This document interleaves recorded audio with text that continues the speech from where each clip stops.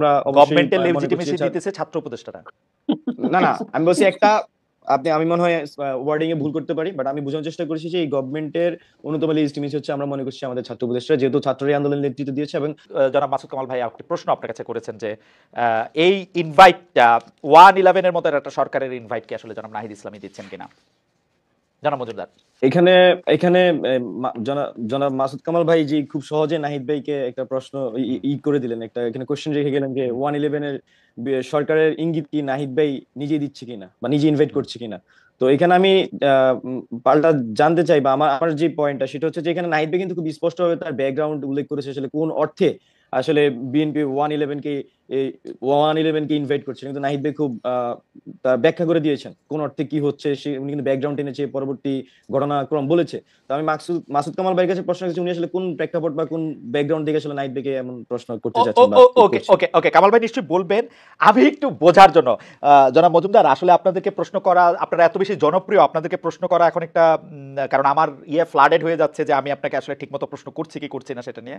আমি শুধু বোঝার জন্য বলতেছি। আমি আবার পড়ি জনাব নাহিদ ইসলামকে। জনাব নাহিদ ইসলাম বলেছেন যে আমরা চেয়েছিলাম ফেসিবাদ বিরোধী রাজনৈতিক দলগুলো ও নাগরিক সমাজের সমন্বয়ে একটা জাতীয় সরকার। তারপরে তিনি বলছেন জাতীয় সরকার হলে ছাত্রদের হয়তো সরকারে আসার প্রয়োজন হতো না। মানে রাজনৈতিক দলগুলো নাগরিক সমাজের সমন্বয়ে একটা জাতীয় সরকার, সেটা আপনারা কাকে মিন করেছেন? মানে কারা সরকারে আসে নাই? মানে এটা জাতীয় সরকারটা কে? মানে পরের লাইনে আছে জাতীয় সরকার অনেক দিন স্থায়ী হবে এই বিবেচনায় বিএনপি জাতীয় সরকার আসতে রাজি হয় নাই। তো বিএনপি রাজি হয় নাই, তার জন্যই কি আর কোনো রাজনৈতিক দলকে ইনভাইট করা হয় নাই, নাকি বিএনপি আচ্ছা রাজি হয় নাই বলেই অন্য কোনো সরকার রাজনৈতিক দলগুলো আসে নাই? এখানে না, শুরুতে হচ্ছে 5ই আগস্টে আমরা যখন বিএনপির শীর্ষস্থানীয় নেতৃবৃন্দের সাথে কথা বলি তখন আমরা আসলে এই জাতীয় সরকারের আহ্বান করি। তো সেক্ষেত্রে ভাই যেটা বলেছেন সেটাই, জাতীয় সরকার বিএনপি জাতীয় সরকার অনেকদিন স্থায়ী হবে সেই বিবেচনায় বিএনপি আসলে জাতীয় সরকারের সে সময় আসতে চায়নি। তো বিএনপি যেহেতু এখানে ফ্যাসিবাদের বিরুদ্ধে রাজনৈতিক সংগঠন হিসেবে সবচেয়ে বড় রাজনৈতিক দল এবং বিরোধী দল হিসেবে তো তখন সবচেয়ে বড় বিরোধী দল ছিল ফ্যাসিস্ট আওয়ামী লীগের আমলে। তো সবকিছু মিলে আমরা তো অবশ্যই বিএনপি এখানে একটি অন্যতম গুরুত্বপূর্ণ স্টেক হোল্ডার আমরা বিএনপিকে মনে করি। তো এই সিদ্ধান্তের কারণে, বিএনপির সিদ্ধান্তের কারণে আসলে আমরা এই জাতীয় সরকার গঠনের প্রক্রিয়ায় যেতে পারিনি। আমার কাছে মনে হয় যে আর আপনি যেটা বলেছেন যে অন্যদের এখানে বিএনপি যদি না আসে আসলে এই জাতীয় সরকারের লেজিটিমেসি নিয়ে আমাদের নিজেদের মধ্যে প্রশ্ন ছিল যে আসলে সবাইকে মিলে যে রাজনৈতিক ঐক্যমতের কথা আমরা বলছি সেটা যখন বিএনপি এখানে জাতীয় সরকার রাজি হচ্ছে না, সেক্ষেত্রে আসলে আমাদেরকে স্ট্র্যাটেজিক পরবর্তী সিদ্ধান্ত নিতে হয়েছে। আর আরেকটি বিষয় যেটি এখানে ভাই উল্লেখ করেছেন যে নাহিদ ইসলাম উল্লেখ করেছেন জাতীয় সরকার হলে ছাত্রদের হয়তো সরকার আসার প্রয়োজন হতো না। মানে এটা দ্বারা আমার কাছে মনে হচ্ছে যে এটা খুবই উইলিং আমাদের থেকে প্রপোজাল যে আসলে আমরা নিজে থেকে যে গভর্নমেন্টে যাওয়ার যে অভিপ্রায় বা আমরা গভর্নমেন্টে যেতে চেয়েছি বিষয়টা এরকম না। মূলত বিষয়টা ছিল মাঠ থেকে, যেমন আমরা এই মাঠের কর্মসূচিগুলো সবসময় মাঠ থেকে চাপ ছিল, আমরা কর্মসূচিগুলো জনগণের ভাষাগুলো ট্রান্সলেট করার চেষ্টা করেছি, রূপান্তর করার চেষ্টা করেছি। ঠিক একইভাবে 5ই আগস্ট আমাদের উপর এরকম একটা চাপ ছিল যে যাতে গভর্নমেন্টে ছাত্রদের প্রতিনিধিত্ব থাকে। তো সবকিছু এই চাপ কি এখনো আছে জনাব মজুমদার? এই চাপ কি এখনো আছে?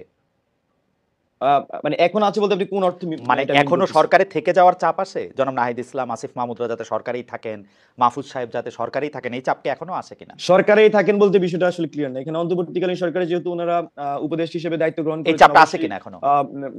অবশ্যই দায়িত্ব যে সব মূলত আমাদের যে মূল দায়িত্বটা কি আমি মনে করছি আমাদের এক দফা যে দুটি অঙ্গীকার করা হয়, একটি হচ্ছে যে ফ্যাসিবাদী সিস্টেমের সম্পূর্ণ বিলোপ এবং দ্বিতীয়টি ছিল আমাদের নতুন রাজনৈতিক বন্দোবস্ত। আমি খুবই সরকারি যদি বলি, হ্যাঁ, তো এই দুইটি বাস্তবায়নের প্রেক্ষিতে কিন্তু এই ছাত্রদের এক দফা ঘোষণা এবং পরবর্তী তাদের কার্যক্রম।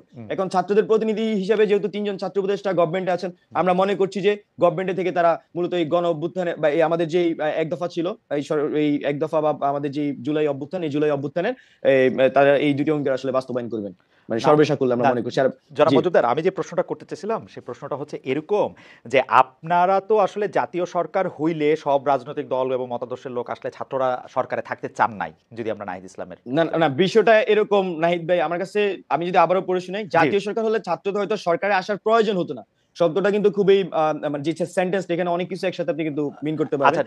যে প্রয়োজন হতো না ইট ডাজন্ট মিন যে থাকতে পারতো না, মানে এটা প্রয়োজন হলে থাকতো, যদি মনে করতেছে ওই সময় হয়তো প্রয়োজন হতো না, মানে তার মানে হচ্ছে প্রয়োজন হলেও হইতে পারতো, তাই তো? হতেও পারতো, এখনকার অবস্থাটা কি? এখনকার অবস্থাটা কি? এখন কি হয়তো প্রয়োজন আছে? অবশ্যই আমরা মনে করছি এই গভর্নমেন্টে তো অবশ্যই এখানে লেজিটিমেসি আমরা মনে করছি যে একটা বড় লেজিটিমেসি দিচ্ছে হচ্ছে যে আমাদের ছাত্র উপদেষ্টারা। তো সেই ক্ষেত্রে আমরা গভর্নমেন্টের লেজিটিমেসি দিতেছে ছাত্র উপদেষ্টারা। না আমি বলছি একটা আমি মনে হয় ওয়ার্ডিং এ ভুল করতে পারি, বাট আমি বোঝানোর চেষ্টা করেছি যে এই গভর্নমেন্টের অন্যতম লিজিটিমেসি হচ্ছে আমরা মনে করছি আমাদের ছাত্র উপদেষ্টা, যেহেতু ছাত্ররাই আন্দোলনের নেতৃত্ব দিয়েছে এবং তাদের আপনি প্রতিনিধিত্ব ছাত্ররাই চেয়েছে, এবং সেই প্রতিনিধি জনাব হিসেবে জনাব জি মজুমদার, আমি একটু যদি ধীরে বলেন, আমি আপনার এই বক্তব্যটা একটু লিখে নিতে চাই, যে আপনি একটু বলেন তো যে জি বর্তমান সরকারের অন্যতম লেজিটিমেসি দিচ্ছে। আমাদের ছাত্র উপদেষ্টারা। ওকে, ফাইন,